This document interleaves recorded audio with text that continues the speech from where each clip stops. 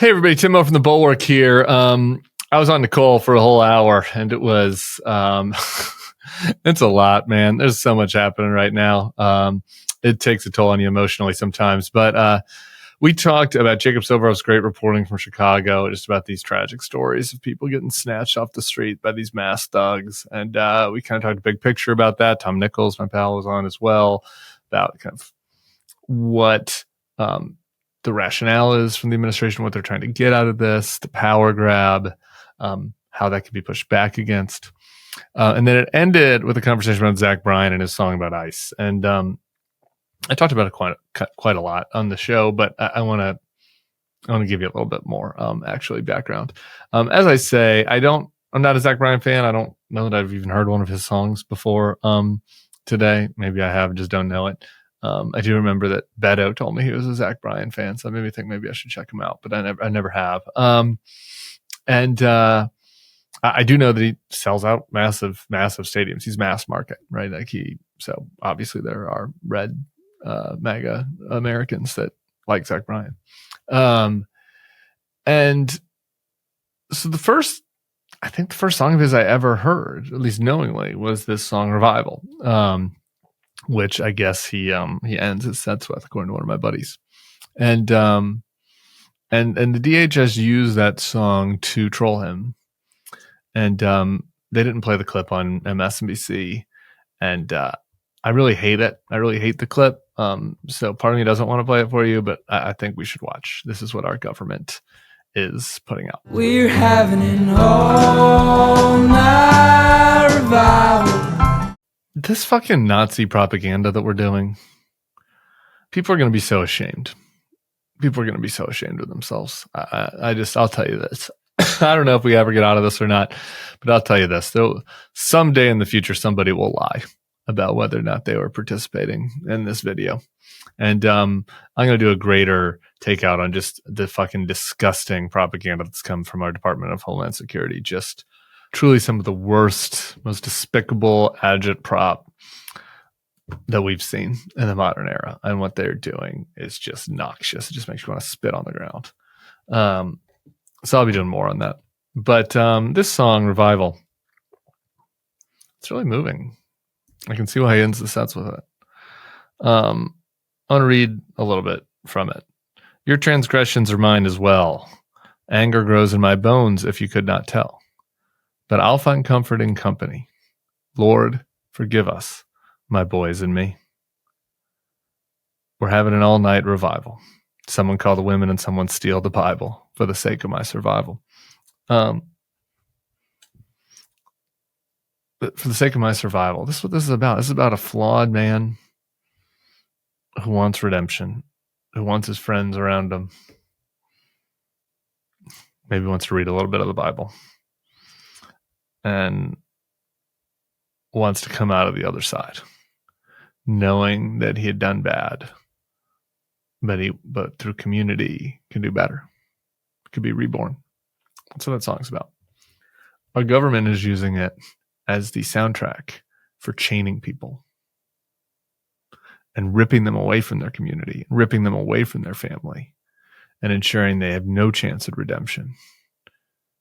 They're using it to advance their agenda of submission and vengeance and retribution. I fucking hate it. The only good news, and then we'll get to Nicolle, the only good news is that people don't want to be on the side of the boot. Some people do. But overall, most people don't want to be on the side of the fucking boot that's on the neck. All right? At least in the American spirit, in the American tradition, and the country music tradition, and the comedian tradition, and the free speech tradition, and the mainstream American tradition, people have wanted to be the ones that are fighting against the boot. They're saying no to the boot. And I think hopefully maybe little things like what Zach Bryan is doing can be a rallying cry for folks against the boot. So stick around, subscribe to the feed. We'll be seeing y'all soon. Bulwark Takes is sponsored by Soul. After a long day, I used to pour a glass of, Pinot, maybe a Sauvignon Blanc. a Riesling if I was getting really crazy. But lately, I've been reaching out for Sol's out-of-office gummies and drinks instead. This is my favorite federally legal way to unwind and ease into the evening. And I do it all without the alcohol or the next day fog. Sol is a wellness brand that believes feeling good should be fun and that should be easy. Sol specializes in delicious, hemp-derived THC and CBD products designed to boost your mood and help you unwind. Their best-selling out-of-office gummies were designed to provide a mild, relaxing buzz that gives you a little lift and it enhances your creativity and relaxation.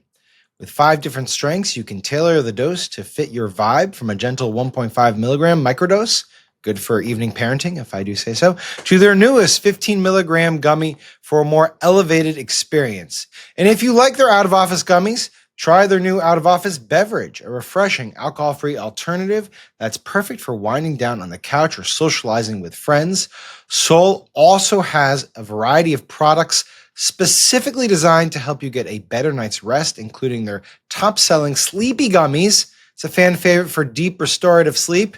I need those. I gotta have those. Bring on the good vibes and treat yourself to Sol today. Right now, Sol is offering our audience 30% off your entire order. 30% off. Can't beat it. Go to getsol.com and use the code BulwarkTakes. That's getsol.com. Promo code BulwarkTakes for 30% off. Tim Miller, how do you see this moment? And how this week feels different. I mean, we talk every week. This escalation in Chicago and attempted escalation in Portland does feel different.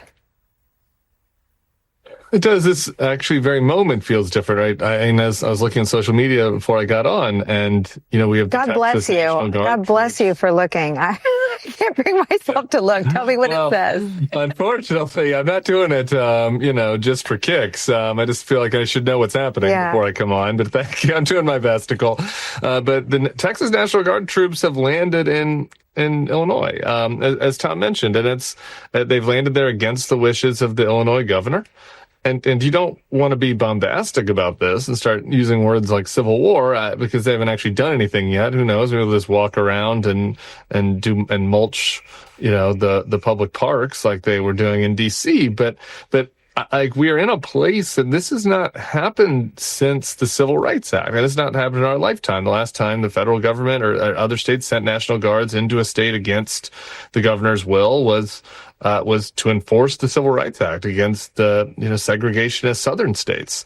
And that is where we are right now. Like it is at that level of crisis. And it is happening apropos of basically nothing. Like it is happening only because the president of the United States and his acolyte, Stephen Miller, want to signal their power, as Tom Nichols was pointing out, but also grab as much power as they can, throughout both the federal government and now across the states. And so, to me, I think that's where that's different. And the ICE stories and the stuff that Jacob has been talking about is so tragic and horrible and really affecting.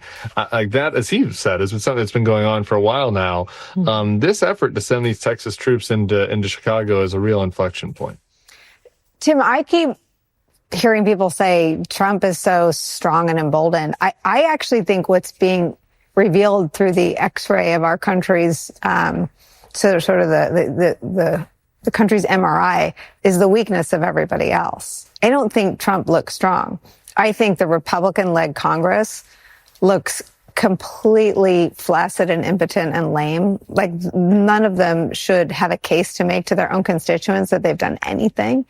And to not uphold these basic, never before this moment disputed norms of the vision that the founders had for our country. I saw an interview that you did with Ken Burns that what the founders didn't imagine is that Congress would take themselves off the field. Yeah. It is pretty astonishing. I mean, at least I can't get inside the minds and hearts of Republicans in Congress when it comes to this National Guard deployment. And a lot of them had said that they were opposed it in past lives when Obama and Biden were president, and they had like imaginary fantasies about Obama invading Texas. There's like a whole Jade Helm conspiracy around all of that. You've got folks, that's a deep cut for folks who are, in the Fox orbit 15 years ago. So they said they were opposed to it. But there are other areas where like we know they're opposed to it, where Donald Trump is grabbing power right now, and where their weakness is just so shocking. One thing that I think about is the firing, of these prosecutors, in the Eastern District of Virginia.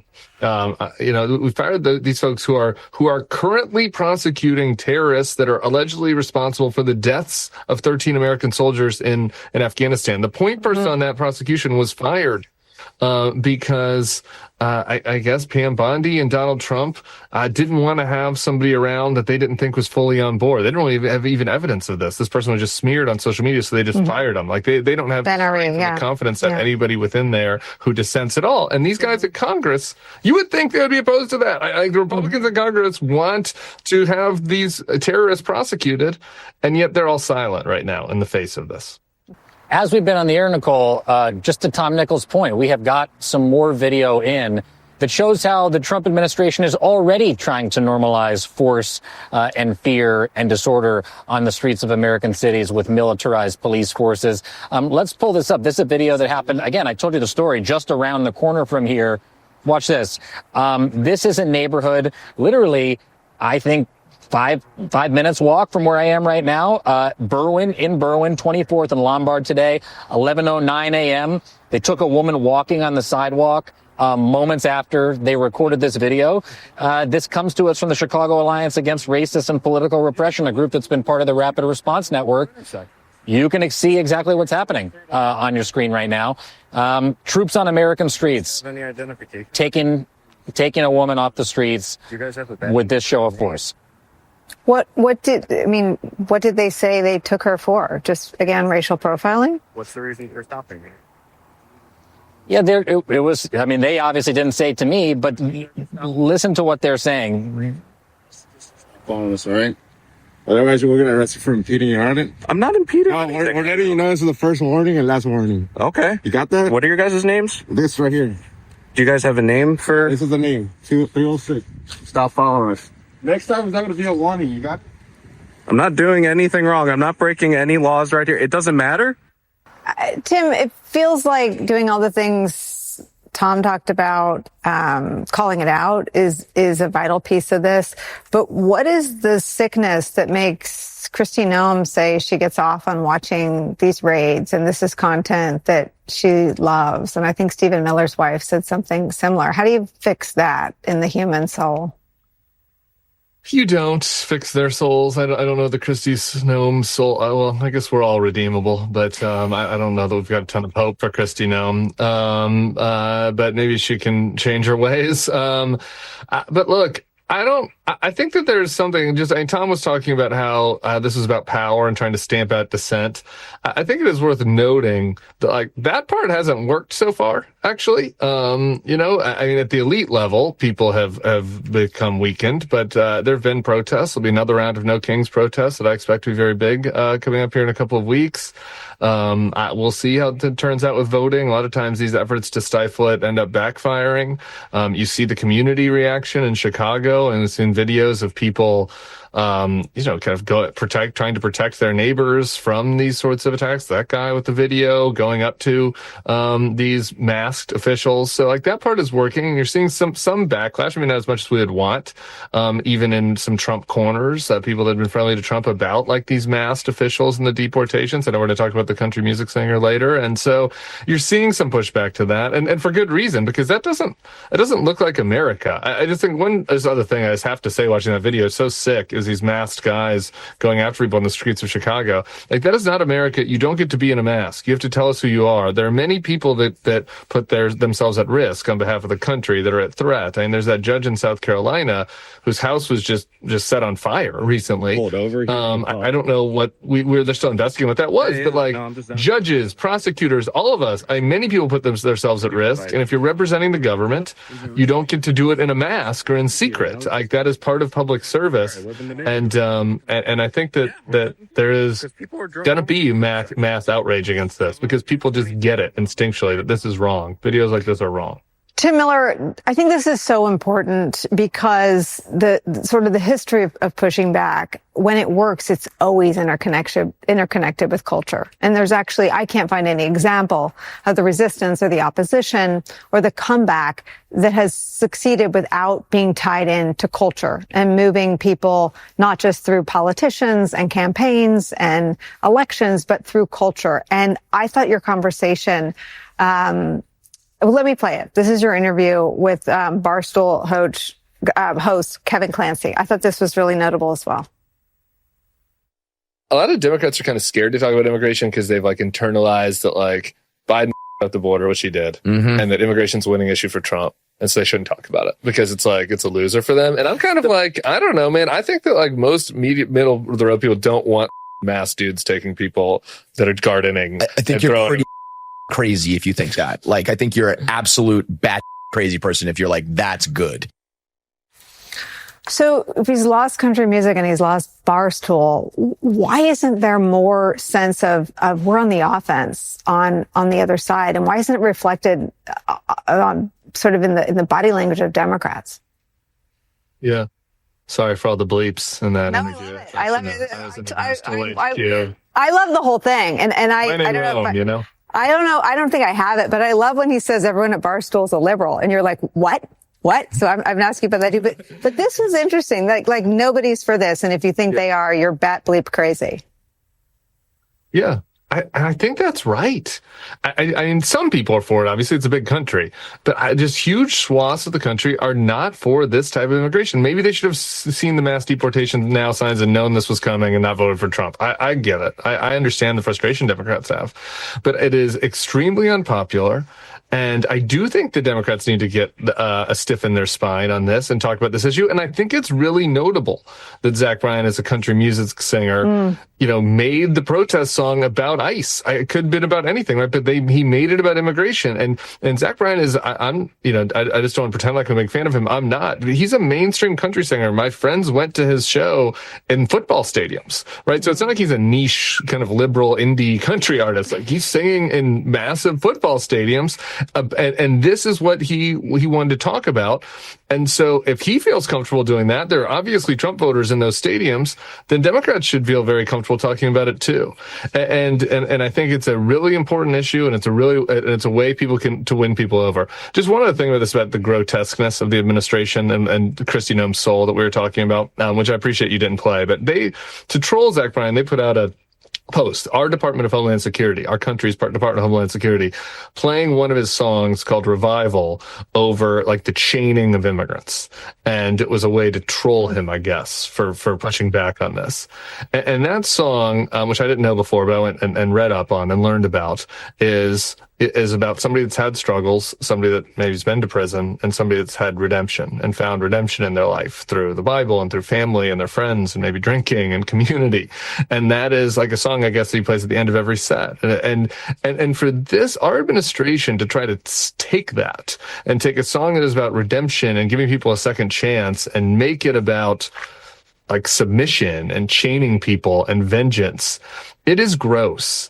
And people don't like it, and they're going to respond negatively to it. And I think that it's important to have people like Zach Bryan out there delivering that message, because I think it's going to resonate with people. And like you said, if it's resonating with the Barstool guys and country music singers singing to football stadiums, surely, it should be something that Democrats know resonates broadly.